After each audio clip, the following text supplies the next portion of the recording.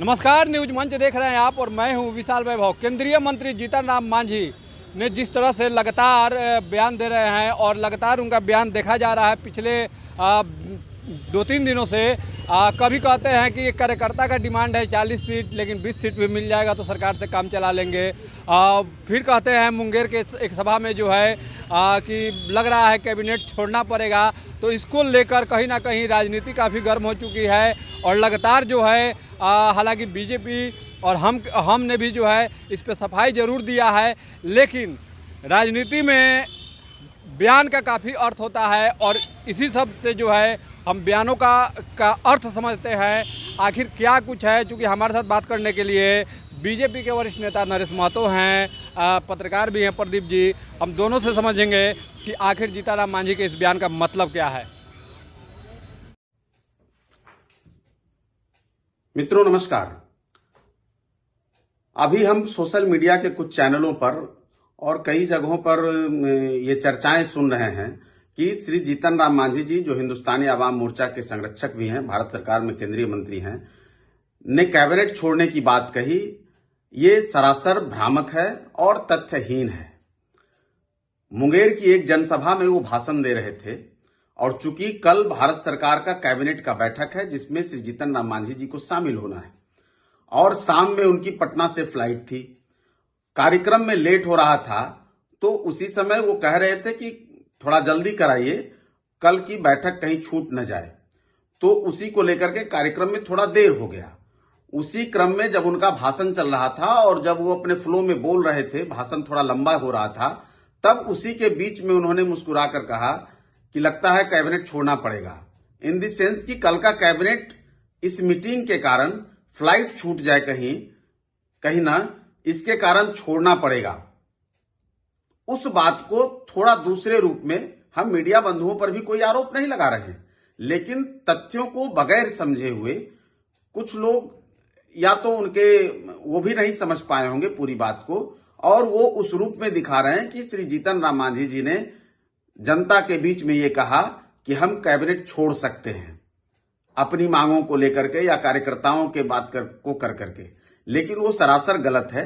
वो चूंकि जो कुछ कहना होता है श्री जीतन राम मांझी जी को तो सर्वविदित है कि खुलेआम कहते हैं और उसमें कोई वो काट छाट के बात नहीं करते हैं। लेकिन इस बात का संदर्भ कल के कैबिनेट की मीटिंग को लेकर का था, न कि कैबिनेट से इस्तीफे को लेकर के है। इसलिए हम तमाम मीडिया बंधुओं से भी और सोशल मीडिया पर जो इस तरह की खबरों को चला रहे हैं उनसे भी निवेदन करेंगे कि बड़े नेताओं के बयान के संदर्भ को समझे बगैर, उसके मर्म को जाने बगैर कहीं दूसरे रूप में नहीं पेश करना चाहिए और ना उसको फैलाना चाहिए। इसलिए जो लोग भी इसको चला रहे हैं उनसे अपील है और मीडिया बंधुओं से भी अपील है कि इसको समझ करके तब इस बयान को जारी करें, न कि उसका गलत संदर्भ दिखाने का कहीं आपसे भी भूल ना हो। इसकी हम गुजारिश करते हैं कि एक बार आप भी देख लें और तब इस बयान को समझ करके उसको उस रूप में चलाएं। धन्यवाद। हम के नेता और केंद्रीय मंत्री जीतन राम मांझी जी एनडीए के प्रमुख नेता हैं। अपने बयान के बारे में उन्होंने स्थिति स्पष्ट कर दी है। प्रधानमंत्री माननीय नरेंद्र मोदी जी के नेतृत्व में अटूट आस्था के बाद कुछ कहने को नहीं बचा है। उनके पुत्र और बिहार के मंत्री संतोष कुमार जी मुख्यमंत्री नीतीश कुमार जी के साथ बिहार के विकास में जुटे हैं। न मांझी जी के मन में कोई लालसा है और न ही उनके सुपुत्र संतोष जी के मन में। एनडीए को मजबूत करने में इनका घटक दल पूरी ताकत के साथ खड़ा है। कन्फ्यूजन का निराकरण भी उन्होंने ही कर दिया है। 2025 चुनाव नज़दीक है और हिंदुस्तान आवामी मोर्चा जीतन राम मांझी जी भारत सरकार के केंद्रीय मंत्री भी हैं और एनडीए गठबंधन के महत्वपूर्ण सहयोगी हैं। और एनडीए गठबंधन का पूरे बिहार में कार्यकर्ता सम्मेलन चल रहा है और उसमें हिंदुस्तान आवामी मोर्चा के प्रदेश अध्यक्ष श्री अनिल कुमार जी, भारतीय जनता पार्टी के प्रदेश अध्यक्ष माननीय डॉक्टर दिलीप जायसवाल जी और जनता दल यूनाइटेड के प्रदेश अध्यक्ष माननीय उमेश कुशवाहा जी और राष्ट्रीय लोक मोर्चा के प्रदेश अध्यक्ष प्रभारी मदन चौधरी जी, लोजपा रामविलास के प्रदेश अध्यक्ष राजू तिवारी जी के साथ कंधे में कंधे मिलाकर लगातार श्री अनिल कुमार जी एनडीए गठबंधन की मजबूती की बात कर रहे हैं ये बात सही है कि राजनीतिक चुनाव के समय में जो राजनीतिक दल होता है अपने अपने दल को विस्तार देने की स्थिति में रहता है, अपने अपने संख्या बल को बढ़ाने की स्थिति में रहता है। लेकिन एक बात नेट सेल में जान लीजिए कि बिहार विधानसभा का चुनाव एनडीए गठबंधन पूरी मुस्तैदी के साथ, एकजुटता के साथ लड़ने की तैयारी कर रहा है और हिंदुस्तान अवामी मोर्चा उसके साथ है। और रही बात बयान का, बयान दाएं बाएं हो सकता है लेकिन उनका दिल नरेंद्र मोदी जी के साथ में है, भारतीय जनता पार्टी के साथ में है। लेकिन नरेश जी एक जानना चाहेंगे कि लेकिन जीतन मांझी, चूँकि आप लोग भी कहते हैं बीजेपी हो चाहे जदयू हो, सभी कहते हैं कि वो हमारे अभिभावक हैं, अभिभावक तुल्य हैं, तो क्या अभिभावक अगर इस तरह से बात करता है तो कहीं ना कहीं तो इसका असर तो जरूर करता है। लगता है कि वाकई में एनडीए में नाराजगी चल रही है या जीतन राम मांझी को सीटों की अपेक्षा सीट को प्राप्त करने के लिए इस तरह से किया जा रहा है। चूँकि दिल्ली में आपने उन्हें सीट नहीं दिया, झारखंड में सीट नहीं दिया, तो क्या लग रहा है कि वाकई में वो नाराज चल रहा है? बिहार की राजनीति में एनडीए गठबंधन में सबसे ज़्यादा उम्र के माननीय जीतन राम मांझी जी हैं और बिहार के पूर्व मुख्यमंत्री भी रहे हैं, अभी भारत सरकार के केंद्रीय मंत्री हैं।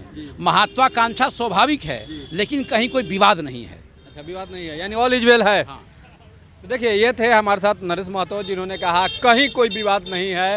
हालांकि इस पर सफाई बीजेपी प्रवक्ता ने भी दिया है, हम के भी प्रवक्ता ने जो है सफाई दिया है और कहा कि बयान को जो है कुछ गलत अर्थों में दिखाया जा रहा है। हमारे साथ पत्रकार हैं प्रदीप जी, इनसे भी हम जान लेते हैं, क्योंकि लगातार खबरों पर ये भी नज़र बनाए हुए हैं, अभी खबर पर जो है नज़र बनाए हुए हैं, देख रहे हैं क्या कुछ मतलब है इस तरह का बयान का। क्या वाकई में मांझी जी नाराज है? देखिए, मांझी जी एक सम्मानित नेता हैं। अच्छा। और बहुत पुराने नेता हैं, बिहार के बागडोर भी संभाले हैं और जिस तरह से लगातार राजनीतिक में अपनी जो जलवा दिखाते हुए आ रहे हैं, जो अपना संघर्ष करके यहाँ तक पहुँचे हैं, अभी केंद्रीय मंत्री भी बन चुके हैं, मगर जिस प्रकार से उनकी कद है उस प्रकार से तो हमको लगता है कि एक्चुअली सही में जो गठबंधन के लोग हैं उनको तरजीह नहीं दिया जा रहा है। इसलिए तरजीह नहीं दिया जा रहा है कि चूँकि यदि आप गठबंधन के साथ हैं, गठबंधन में हैं, तो दायित्व भी बनता है कि जो भी गठबंधन के लोग हैं इनकी बातों को भी सुने और इनके जो इनकी दायित्व है, दायित्व को इनके साथ निर्वहन करनी चाहिए।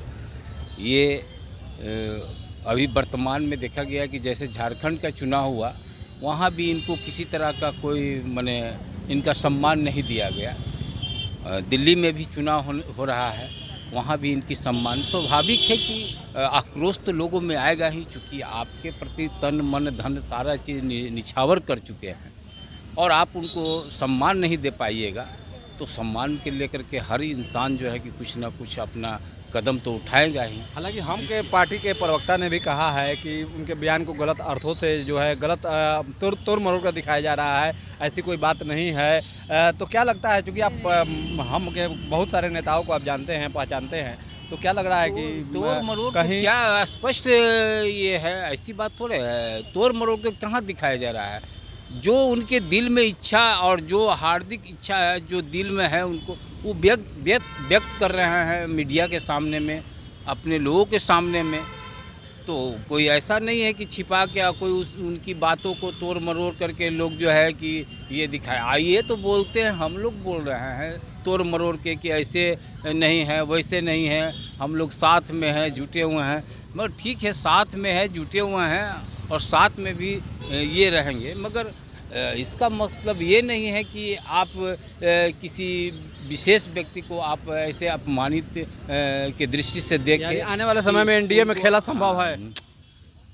यदि आप हमको सम्मान नहीं करेंगे तो आखिर क्या करेंगे? कुछ ना कुछ तो हमको कदम उठाना ही पड़ेगा।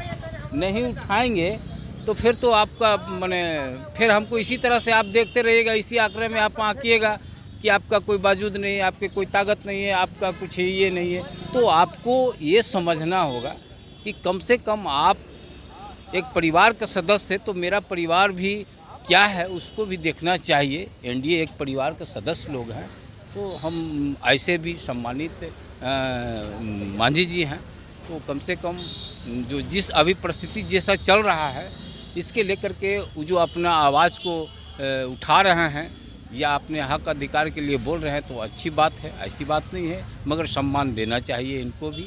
और नहीं देते हैं तो फिर उनका जो अपना स्टैंड होगा वो अपना ये करेंगे। चलिए, तो ये थे हमारे साथ वरिष्ठ पत्रकार प्रदीप कुमार, जिन्होंने स्पष्ट रूप से कहा कि जो है एनडीए को जो है उनका सम्मान करना चाहिए, वरिष्ठ नेता है और हर बयान का कोई ना कोई मतलब ज़रूर होता है। तो जैसे जैसे विधानसभा चुनाव नज़दीक आएंगे बिहार में, वैसे वैसे अभी और भी गहमा-गहमी देखने को मिलेगी। लेकिन फिलहाल जीतन राम मांझी की बयान कहीं ना कहीं बिहार की राजनीति में एक बार फिर से जो है उबाल खड़ी कर चुकी है, और जिसके कारण बीजेपी हम सभी को जो है इस पे सफाई देनी पड़ रही है। बने रहिए न्यूज़ मंच के साथ। न्यूज़ मंच के लिए राहुल कुमार के साथ विशाल वैभव, पटना।